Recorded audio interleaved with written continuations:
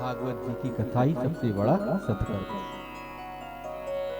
कहते हैं कलयुग में इसका कोई पार नहीं।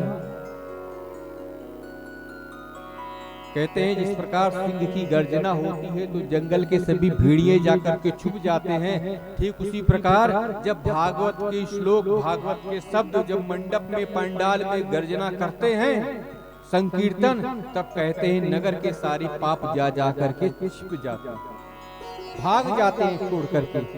भागवत की इतनी महिमा है, कहते गंगा, गया, काशी से इसकी महिमा का वर्णन नहीं किया जाता। भागवत की अनंत महिमा है। देवर्षि नारद ने कहा ये बात तो सब ठीक है, आप कहते हो वेदों साराप जाता, भागवती कथा वेदों का सार।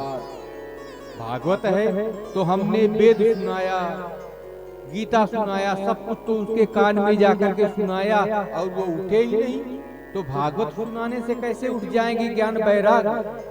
तो चारों संत कुमारों ने कहा देवर्षि नारद आपके ही प्रश्न में उसका उत्तर छिपा हो। भाई आपको दीपक जलाना है तो दूध में तो घी है, लेकिन दूध से दीपक जलेगा? पहले दूध को दही बनाना पड़ेगा, दही को मथना पड़ेगा, फिर जो निकलेगा उसको फिर पिघलाना पड़ेगा, फिर उससे जो घी होगा उससे दीपक जलेगा। दूध में घी है ये तो पक्का है, लेकिन इसको पक्का मान लेने से दीपक नहीं जलेगा। गन्ने में चीनी है, लेकिन गन्ने का रस निकालना पड़ेगा, उसको पकाना पड़ेगा, उसके बाद चीनी बनेगी, उससे चाय बनेगी। ठीक उसी प्रकार कह रहे हैं वेदोपनिषदाम सारा जाता भागवती कथा। कह रहे हैं जो वेद है, वेद का जो सार है, वेद रूपी वृक्ष है, उसका जो सार है, उसका वृक्ष का सार क्या होता? फल होता है। भाई आम का पत्ती चबाओ तो आपको मिठास आएगी, आम का छाल खाओ तो आपको मिठास आएगी। आम का वृक्ष का जो भी शक्ति है, जो भी मिठास है, उसके फल में आती, फल में।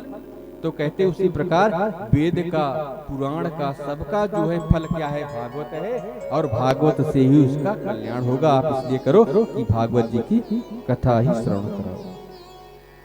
इस प्रकार चारों भाई कहने लगे। देवर्षि नारद ने कहा फिर कहाँ कथा किया जाए? उन्होंने कहा चलो मैं बताता हूँ कथा कहाँ किया जाए।